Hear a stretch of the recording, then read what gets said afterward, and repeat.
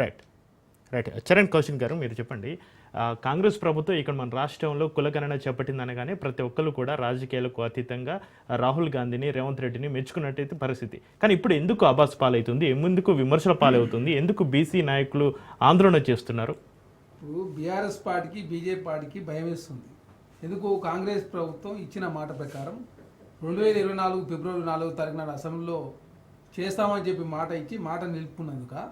అదే కాకుండా ప్రతి ఫస్ట్ నుంచి బీఆర్ఎస్ పార్టీ అయినా భారతీయ జనతా పార్టీ ఏమంటారు, 75 క్వశ్చన్స్ సెట్ చేస్తారని ఒకసారి, ఇంకోసారి ఏమంటారు ఇది జరగదని ఇంకోసారి ఏమంటారు ఇది ఇక్కడ చట్టం చేయకుండా ఈ చట్టం చేసినా కూడా కొట్టేస్తుంది కోర్టు అని చెప్పేసి ఇంకోసారి. అంటే రకరకాల ఆరోపణలు చేస్తూ తెలంగాణ రాష్ట్రంలో కులగణన జరగొద్దని చెప్పేసి బీఆర్ఎస్ పార్టీ భారతీయ జనతా కోరుకున్న కనపడతా ఉంది. Bharatiya Janata party BRS party ఆదర్శం ఉండొచ్చు, ఓకే మేము ఒప్పుకుంటాం. మీకు వారు ఆదర్శం, వీరికి ఆదర్శం. కాబట్టి ఇప్పుడు టీచర్ సెలక్షన్ జరుగుతా ఉంది. గ్రాడ్యుయేట్ టీచర్ సెలక్షన్లో బీఆర్ఎస్ పార్టీ పోటీ చేయడం లేదు. ఎందుకు? భారతీయ జనతా పార్టీ గెలవాలని చెప్పేసి బీఆర్ఎస్ పార్టీ కోరుకున్నా కనపడతా ఉంది. అదే కాకుండా ఇక్కడ బీఆర్ఎస్ పార్టీ సమగ్ర కుటుంబ సర్వే పెట్టినప్పుడు 96 కాలాలు ఉంటే భారతీయ జనతా పార్టీ అది మంచి అనిపించింది. తెలంగాణ రాష్ట్రంలో కాంగ్రెస్ ప్రభుత్వం 75 అంశాలు పెడితే మాత్రం అది చెడు అనిపిస్తూ ఉంది. అదే కాకుండా కాంగ్రెస్ ప్రభుత్వం ఇచ్చిన మాట ప్రకారం తెలంగాణ రాష్ట్రంలో సమగ్ర కుటుంబ ఇంటి సర్వే నిర్వహిస్తాం. ఇక్కడ 160 కోట్ల రూపాయలు ఖర్చు పెట్టి, అదే కాకుండా 76,000 మంది 36 రోజుల పాటు పనిచేసి 90,000 మంది ఎమ్మెల్యేలు పనిచేస్తే కాంగ్రెస్ ప్రభుత్వం ప్రకటించినటువంటి సమగ్ర కుటుంబ ఇంటి సర్వే మాత్రం తప్పని చెప్పేసి అనవసరంగా కాంగ్రెస్ ప్రభుత్వం బదనాం చేసే ప్రయత్నం BRS party Bharatiya Janata party చేస్తా ఉంది. ఎందుకంటే ఇప్పుడు దేశంలో ఏ రాష్ట్రంలో మరి ఎందుకు చేయాలి భారతీయ జనతా పార్టీ? బీసీ ప్రధానమంత్రి బీసీల అభివృద్ధి కోసం పనిచేస్తాడు. బీసీలకు నిండా ముంచింది భారతీయ జనతా పార్టీ. ఎందుకంటే గుజరాత్ లో భారతీయ జనతా బీసీలకు ఇచ్చే రిజర్వేషన్ 10% ఒకసారి చెక్ చేసుకోండి. యూపీఎస్సీలో ఎస్సీ ఎస్టీ బీసీలకు ఇచ్చే రిజర్వేషన్ 20% మాత్రమే. 49 లక్షల కోట్ల బడ్జెట్ బీసీలకు ఇచ్చింది కేంద్ర ప్రభుత్వం ఎంతో చెక్ చేసి 0.5%. ఇక నరేంద్ర మోడీ గారు బీసీ ప్రధానమంత్రి ఏమో చెప్తారు. మరి బీసీలకు చట్టసభ రిజర్వేషన్ తీసుకొస్తే కాంగ్రెస్ ప్రభుత్వం వద్దన్నదా? మద్దతు అని చెప్పిందా? లేదు కులగణన చేస్తే కాంగ్రెస్ ప్రభుత్వం అడ్డుకుందా? మరి ఎందుకు చేస్తే ప్రధానమంత్రి ఏమన్నాడు? మా బీసీ ప్రధానమంత్రి అని చెప్తారు. భారతీయ జనతా బీసీ ప్రధానమంత్రి చేయొచ్చుగా. మరి బీసీల అభ్యున్నతి కోసం పనిచేయాలా, బీసీల బడ్జెట్లో నిధులు ఇవ్వాలా. అదే బీసీలకు చట్టసభ రిజర్వేషన్ తీసుకొస్తే తెలంగాణ సమాజం కావచ్చు దేశంలో ఉన్న బీసీలతో హర్షిస్తారు. అదే కాకుండా బీసీలు గుజరాత్లో 10% రిజర్వేషన్ భారతీయ జనతా పార్టీ వాళ్ళు మాత్రం కరెక్ట్. తెలంగాణ రాష్ట్ర కాంగ్రెస్ ప్రభుత్వం ఓ సాహసోపేత నిర్ణయం తీసుకొని బీసీల లెక్కలు లేవు కాబట్టి మొదటిసారి కులగణన చేస్తే మాత్రం కాంగ్రెస్ ప్రభుత్వం చేసి తప్పని చెప్తే హర్షిస్తారా? అదే కాకుండా కాంగ్రెస్ పార్టీ చేపట్టే ఇప్పుడు చిరంజీవి గారు కావచ్చు బీసీ కనీసం కాంగ్రెస్ పార్టీ పిలిచి అన్నాడు. కేసీఆర్ గారు మాట్లాడినా ఒక కుటుంబం ఒక పార్టీ తెలంగాణ రాష్ట్ర సమగ్ర కుటుంబ సర్వే ఒకరోజు నిర్వహించింది మాత్రం కరెక్టు. లెక్కలు బయట పెట్టకపోతే మాత్రం కరెక్టు. వాళ్ళు 95 అంశాలు పెడితే మాత్రం కరెక్టు.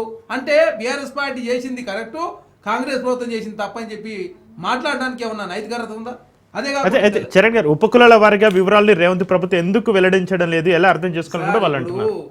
కాంగ్రెస్ ప్రభుత్వానికి చిత్తశుద్ధి ఉంది కాబట్టి కుల సంఘాలతో మాట్లాడుతున్నారు. సార్ ఈరోజు మందకృష్ణ మాదే గారు కాంగ్రెస్ పార్టీ ముఖ్యమంత్రి గారిని అదే కలిసి వాళ్ళు 3 కాదు 4 గ్రూపులు ఏం చెప్పారు. ఆనాడు కేసీఆర్ గారు ఎవరైనా గచ్చినాడు నాకు అర్థం కాకదా. బీఆర్ఎస్ పార్టీ నిండా ముంచింది బీసీలని. 34% రిజర్వేషన్ 23% కుదించారు. Sarpanch election MP MPD ZP election ఏకంగా 18% పోయింది. మున్సిపాలిటీలో పెంచే అవకాశం పెంచలేని చెప్పేసి ఇప్పుడే చిరంజీవి గారు చెప్పారు కదా. మీకు చిత్తశుద్ధి లేదు. బీఆర్ఎస్ పార్టీ పెట్టేటప్పుడు సస్పెండ్ చేశారు. అదేవిధంగా విజయశాంతి గారు సస్పెండ్ చేశారు. కొండ లక్ష్మణ్ గారు అవమానించారు. జయశంకర్ అవమానించారు. ఈటల రాజేంద్ర గారు అవమానించారు. అదేవిధంగా అందరూ అవమానించారు. డి శ్రీనివాస్ గారు అవమానించారు. బీఆర్ఎస్ పార్టీ కదా. బీసీలు అంటే బీఆర్ఎస్ పార్టీ పాడదు. అందుకే బీసీలకు వాళ్ళ పార్టీ పరంగా కావచ్చు మున్సిపల్ లో ఇచ్చే అవకాశం ఇవ్వలేదని చెప్పి చాలా స్పష్టం చిరంజీవి గారు. అదే ఆగండి సార్, మీరు మాట్లాడుతున్నారు ఎందుకు వస్తున్నారు మధ్యలో? దయచేసి ఆపండి. మీరు అదే మీరు మాట్లాడుతున్నారు మీ సమయాన్ని కిల్ చేసిన నేనేమన్నా మీరు ఇద్దరు ఎందుకు వస్తున్నారు? ఆపండి. మీరు నిండా ముందు భారతీయ బీఆర్ఎస్ పార్టీ ఏంటంటే నాకు అర్థం కాకడతా. వాళ్ళే బీసీ ప్రధానమంత్రి, మీరే బీసీల సమగ్ర కుటుంబ సర్వే చేసి బయట పెట్టలేదు. మీరు బీసీలు నిండా ముంచిన పార్టీ బీఆర్ఎస్ పార్టీ. అదే కాకుండా బీఆర్ఎస్ పార్టీ అధ్యక్షుడు బీసీ కేసీఆర్ గారు ఉంటారు. వర్కింగ్ ప్రెసిడెంట్ కేటీఆర్ గారు ఉంటారు. బీఆర్ నేత కేసీఆర్ గారు. మీ పార్టీ ఎవరు బీసీలో పోస్టులు ఇచ్చారు? మా కాంగ్రెస్ పార్టీ అధ్యక్షుడు బీసీ కాబట్టి మా కాంగ్రెస్ పార్టీలో ఉన్నటువంటి నాయకులంతా పట్టి విక్రమార్ కావచ్చు, ఉత్తమ్ కుమార్ రెడ్డి గారు, రేవంత్ రెడ్డి అంతా కలిసి సమగ్ర కుటుంబ సర్వే నిర్వహించి బీసీల లెక్కలు బయట పెట్టారు. అరే మీ పార్టీలో ఏమి లేదు. బీసీలను మోసం చేసి మీరు బీసీలను సస్పెండ్ చేసినట్టు వ్యక్తులు మీరు బీసీలో సీట్ లేకుండా రిజర్వ్ తక్కువ చేసిన మీరు మాట్లాడితే టీఆర్ఎస్ పార్టీ నిండా ముచ్చి. అదే కాకుండా భారతీయ జనతా పార్టీ ఇంటే చెప్తుంది కదా తెలంగాణకు ముఖ్యమంత్రి బీసీ చేసి. మరి బీజేపీ నేత ఎవరండి? మహేష్ రెడ్డి గారు చేశారు. ఎందుకు చేయలేదు? మళ్ళీ పాయల శంకర్ గారు ఉన్నారు. అదే రాజ్ ఠాకూర్ గారు మన రాజా సింగ్ గారు మరి ఎందుకు చేయలేదు మరి భారతీయ జనతా పార్టీ అంటే బీసీ ముఖ్యమంత్రి కోసం బీసీలు కావాలా కానీ బీజేపీ నేత మాత్రం బీసీలు కానీ బండి సంజయ్ చేశారు కదా అదే బండి సంజయ్ అకారణంగా తొలగించారు కదా బండి సంజయ్ గారు అకారణంగా తొలగించి బీసీని ముఖ్యమంత్రి చేస్తానని చెప్పి బీసీని ముఖ్యమంత్రి చేయకుండా అధికారం రాకపోలేదు సరే చేయలేదు ఓకే బీజేపీ నేత ఎందుకు చేయలే మహేష్ రెడ్డి గారు చేస్తారు బీసీలు ఇద్దరు శంకర్ గారు ఉన్నారు అదే రాజా సింగ్ గారు ఉన్నారు అంటే బీసీల పేరు మీద మీకు ఓట్లు కావాలి కానీ బీసీలో మాత్రం బీజేపీ అది అదే భారతీయ జనతా పార్టీ ఇప్పుడు ప్రధానమంత్రి ఏమన్నాడు మీ బీసీలో మీరు బీసీలో చేసింది ఏంటంటే గుజరాత్ లో 10% లోకల్ బాటలు ఇచ్చిన తర్వాత నరేంద్ర మోడీ గారికి భారతీయ అదే 49 లక్షల కోట్ల బీసీలకు ఇచ్చిన నిధులు ఎంత మీరు బీసీలో చర్చ వద్దన్నవా కులగన్న చేస్తారు వద్దని చెప్పిందా ఒక శాసనసభ నిర్ణయం తీసుకొని తెలంగాణ రాష్ట్రం లెక్కలు లేవు మొదటిసారి దేశంలో ఎక్కడ లేని విధంగా లెక్కలు పెట్టారు అదే భారతీయ జనతా బీహార్ లో భారతీయ జనతా లోకల్ నాయకత్వమే రిజర్వేషన్ పెంచాలని చెప్పింది జాతీయ నాయకత్వం రిజర్వేషన్ వ్యతిరేకం చెప్పి వారే ఒప్పుకున్నారు కదా మీరు అదే జార్ఖండ్ ఎలక్షన్ పోయామో అమిత్ షా గారు ఏం మాట్లాడారు రిజర్వేషన్ పెంచేదానికి మేము అనుకూలం అని చెప్తారు కేంద్ర నాయకత్వం మేము వ్యతిరేకం చెప్పి ఏకంగా వాళ్ళు చెప్తారు మీరు ఏకంగా ఆనాడు 2011 మీరు అప్డేట్ చేసి మీరు అడుగునే ప్రయత్నం మీరు చేస్తే మేము వద్దన్నమా ఇన్ని రకాలుగా భారతదేశం వ్యాప్తంగా భారతీయ జనతా పార్టీ బీసీలు అన్యాయం చేస్తూ మేము బీసీ ప్రధానమంత్రి మా రాష్ట్రంలో తెలంగాణ రాష్ట్రంలో కాంగ్రెస్ పార్టీ శాసనసభ్యత నిర్ణయం తీసుకుంది మా కాంగ్రెస్ పార్టీ అధ్యక్షుడు బీసీ మా పార్టీలో డిప్యూటీ సీఎం బట్టి విక్రమార్క ఎస్సీ ఓసీ సామాజిక వర్గం రేవంత్ రెడ్డి గారు కర్ణాటకలో బీసీ సిద్ధరామయ్య గారు యాదవ్ సామాజిక వర్గం ముఖ్యమంత్రి ఉన్నారు BRS party Bharatiya Janata party